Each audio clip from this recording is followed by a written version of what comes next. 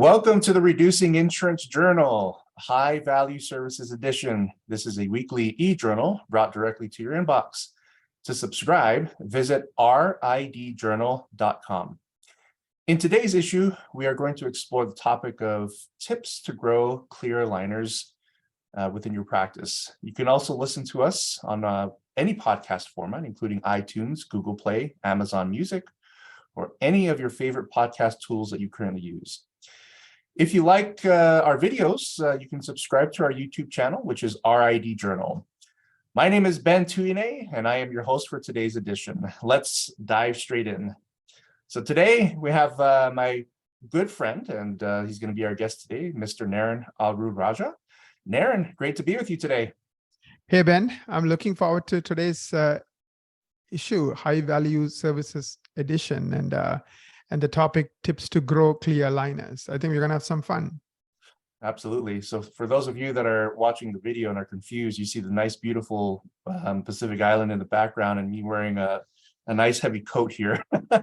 This is being recorded in my studio here in Utah where it's a little bit cold, but let's dive straight into it. So Naren, in the episode we did before the last one, we talked about replacing Google with PPO. Let's review that episode. Do you mind giving us a recap of that? Absolutely.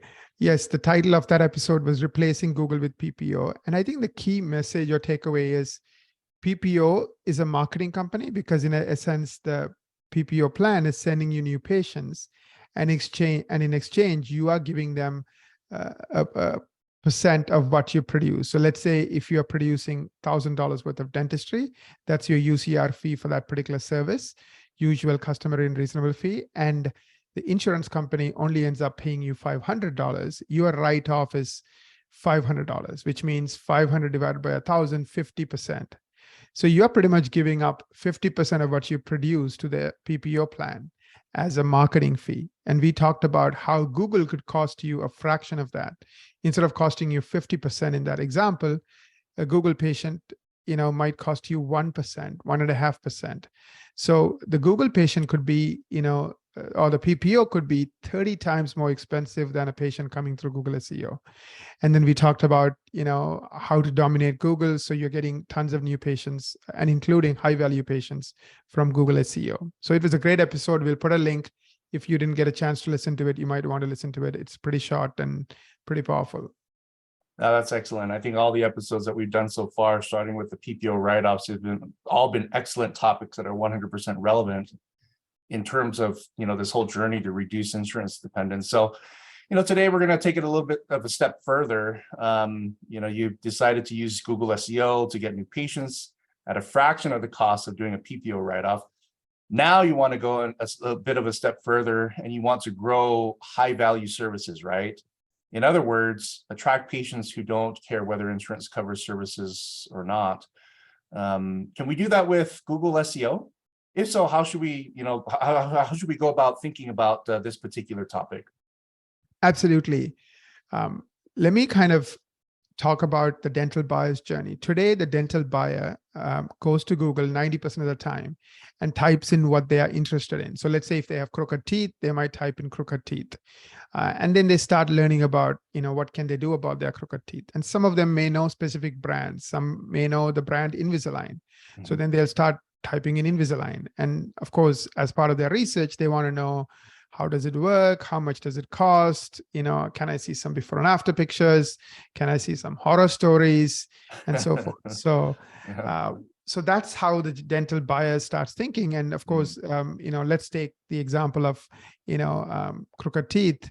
So the buyer might type in, crooked teeth, and then you want to show up, or they might type in Invisalign and you want to show up, and you want to show up for free near the top of Google search. So that's really how you should think about it. And the other key point I want to make is it's not just one keyword. It could be like 40 different keywords related to clear aligners, or in this case, crooked teeth. That's very interesting. When it comes to attracting those types of patients, Naren, what do we need to pay attention to in terms of attracting the type of patients that are looking for these types of services, like, as you mentioned, clear aligners, or even if you want to take it a step further, like with sedation, veneers, perio, et cetera. What are some of the specific things we need to focus on there? Absolutely. When it comes to SEO, because Google makes it made $209 billion in the fiscal year 2021, it's in Google's interest not to make it easy for you to get free traffic from Google SEO. Gotcha. Because imagine if everyone is getting free traffic, who's going to pay Google $209 billion a year? By the way, if Google ads were a country, Google would be the 56th richest country in the world. They make more money than 170 countries in the world every single year, just Wow. Google ads. So Google tries to make it super hard, and it makes it like almost impossible for you to get free traffic. So I'll give you the Reader's Digest version. 5% of the dental practices get 95% of the free traffic, and everybody else, those who are not in that 5%, their only option is Google Ads. Now, Google Ads are still cheaper than PPO plans when it comes to sending you new patients, but still it can be 5 times more expensive compared to SEO. So for you to get into the top 5%, think of it like your university, right? For you to get into the best dental school, you need to get good GPAs on all the subjects that the dental school cares about. You need to have a good entrance exam, outcome. You should be in the top 5% there. You should have had a good interview. Again, you should have, aced it. So you're pretty much expected to get an A in everything. And if you get an A in everything, you get into the top dental school of your choice. Now, Google is the same way. Because it's free traffic, you're not paying for it. They set the standards very high. There are 6 things that they pay attention to. And if you are getting an A in all of those 6 things, and I'll name 1 or 2, NAP, for example, name, address, phone number, consistency. If you are like crushing your competition when it comes to NAP, and you are in the top, 5% for NAP, and the other 5 things, then you're going to do well with SEO. But it's really hard because the competition is fierce. Right. I mean, because either you pay like $100,000 to Google in ads, or you master SEO. So mastering SEO becomes tricky because everyone wants that free traffic. Gotcha. Yeah, that's very interesting. With competition, there's no doubt that you need to step up your game in a big way. But, let's take a look at the specific example regarding clear aligners when it comes to like Google Ads, right?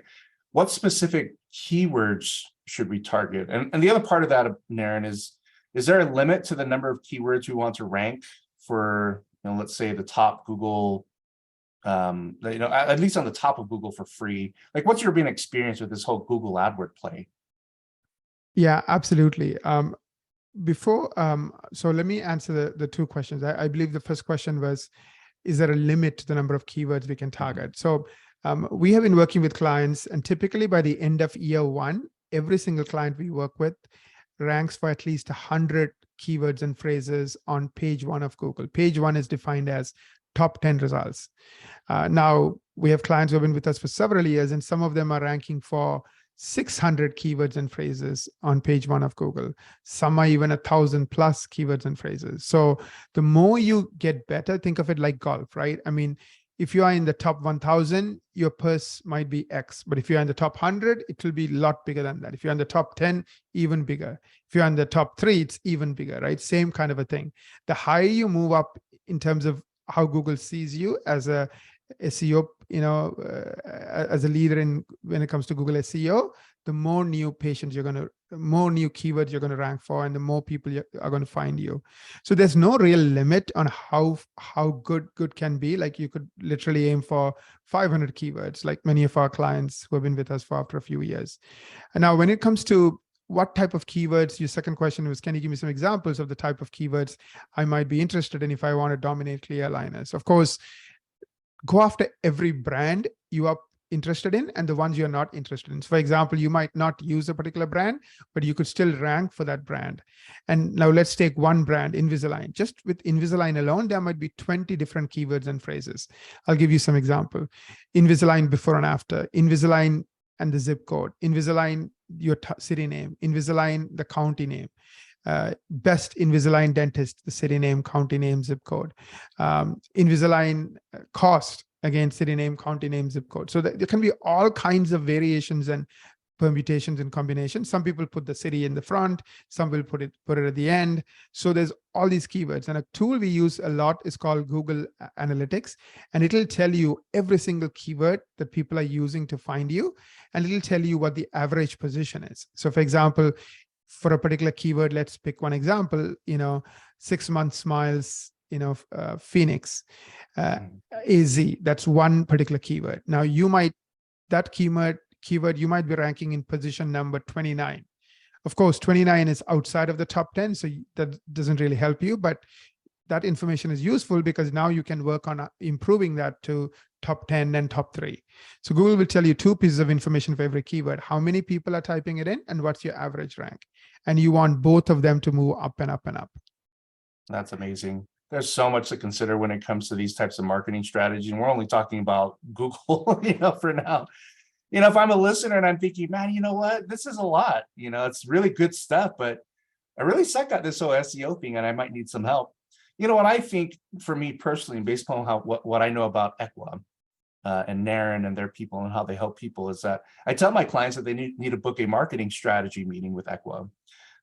Is this something that we can offer to our listeners, Naren? And if so, can you tell me more? Absolutely. So a marketing strategy meeting is complimentary. And the idea here is we will study on your behalf. We'll spend 6 hours how you are doing with regards to Google. And if you are interested in high value services like Clear and Aligners, we will include that in our study. So we look at what keywords are you ranking for, what are you not ranking for, and then we look at the fundamentals. If you're doing really well, what are the pieces of the puzzle that you are excelling at, like NAP, Lighthouse Score, etc. Those 6 things I touched on. If you're not doing really well, again, how do you stand on each one of those areas? Plus, we also look at, okay, fine, you're doing really well on Google or you're not doing well on Google, what you need to do. We'll also look at how do we influence people to pick up the phone and call. So we implement Dr. Cialdini's influence principle. So we look at it from that standpoint as well. Are you doing the things that will make people pick up the phone and call? So those 2 things, we'll create a 12-month plan. So in addition to telling you where you stand in both areas, we'll give you a 12-month plan as to what you need to do if you want to do really well by the end of 12 months. So it's a wonderful experience. It's a good call, and you will learn a ton about your marketing and what you need to do. It's complimentary, and the link is ridjournal.com/MSM. That's excellent, Naren. Dr. Cialdini, Principles of Persuasion. It's an amazing. I think that it's an amazing topic to cover, and perhaps something that we might cover here in the near future. But what you shared, Naren, I think is really key. So for those of you that might be preoccupied driving or doing something else, continue to do those things. But if you're interested in the marketing strategy meeting, please visit that link, which will be posted in the show notes, which is ridjournal.com/MSM, as Naren mentioned. Naren, this has been amazing. Thank you for your time today and sharing these quick tips. A lot to consider here as it comes to really awesome and great marketing strategies. So to our guests, if you love what we do here at ridjournal.com, tell your friends and share us at least a review if you like us on iTunes or YouTube, and don't forget to subscribe. Until we meet again, I am your host, Ben Tuine.